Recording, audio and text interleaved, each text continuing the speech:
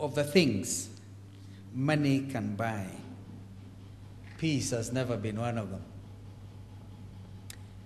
Even worse, in the world we live in today, there is no telling when our acts of commission or mission could disrupt tranquility or even the peaceful coexistence we owe so much treasure. If there's anything that illustrates this fact best, then it is the latest orgy of terror, destruction of property and violence that rocked London only this week. And we have seen all kinds of commentaries on that issue. When and where basic human needs, and in particular food, clothing, and shelter are concerned, it becomes impossible to root for human dignity and by extension for lasting peace. That the Horn of Africa region is currently ravaged by drought, and therefore famine is cause for worry, since this situation is a recipe for the breakdown of peace. In a nutshell, ladies and gentlemen, peace is as priceless as it is indeed elusive. Friends, and I like to call you friends because I'm sure when it comes to the work of the Red Cross, you don't even want to follow diplomacy. We all are volunteers and friends. I'm aware that the Red Cross emblem is specifically protected by the Geneva Conventions and by the Emblems Act, Cap 99 of the laws of Kenya. This affirms its importance as a special sign of protection and restraint during conflict, and as a measure of impartiality and neutrality in peacetime. This emblem is a beacon of hope to thousands in troubled times and zones, and indeed a harbingers of hope to those in desperate or difficult circumstances. To the people of Kenya, this emblem means help is within easy reach, help that would be discharged in a professional and non-discriminatory way. I'm therefore delighted to be present here today to celebrate what the emblem stands for and to initiate a special year-long campaign aimed at highlighting what this important instrument means and why it must be respected and indeed protected.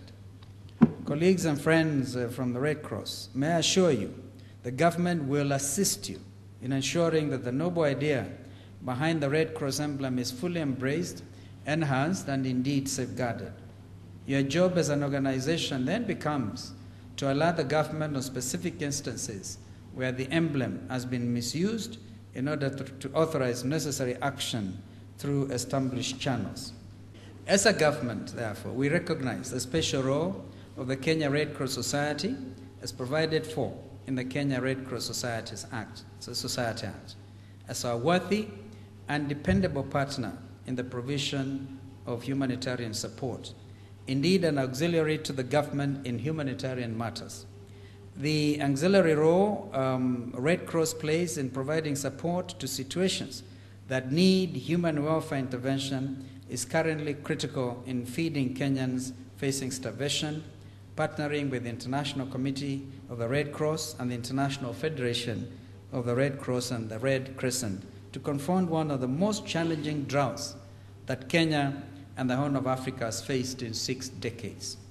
I want therefore to urge the Red Cross movement to work even more closely with us in government so that we can show the people of Kenya what the Red Cross emblem means and stands for.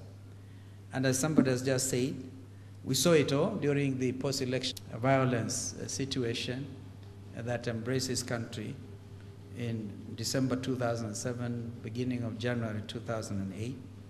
And I think that that's when people saw the neutrality of the Red Cross. Even more recently, we had this very nasty accident in Meru, turnover Meru Road to Isiolo.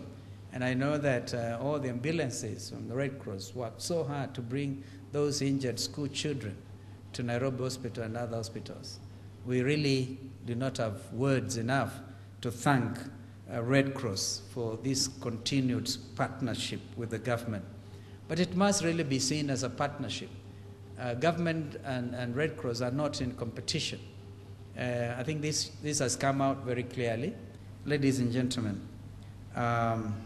May I once again commend the International Committee of the Red Cross and the International Federation of the Red Cross and Red Crescent Societies for your unwavering support to our citizens over the years. However, my advice is that you forge even stronger ties with both the Kenya Red Cross Society and the Kenya government. As we approach 2012, the year of the next general elections, the government will expect the Red Cross movement to employ the virtues espoused by the emblem and indeed by its founder to ensure that Kenyans carry out peaceful, free, and fair elections. This will by far be the most practical way of ensuring that emblem delivers tangible benefits in a situation that will be most noticeable to the majority of Kenyans. As a country, we cannot afford to destroy the hope we are charged to build for the future by ignoring the establishment of systems that deliver lasting peace. In this regard, I invite you to partner with the government in preaching peace and harmonious coexistence all the time. Ladies and gentlemen, I do recognize that this year is International Year of Volunteers. It is a special year of commemoration of 150 years of the Red Cross movement and a year of special recognition of the work of volunteers in the movement. I must therefore congratulate Mr. Apollo Kinyokie and Ms. Ellen Cheruto for having won the prestigious Florence Nightingale Medal, since this is the first time, I'm told, ever in Kenyan's history that such an award has been won.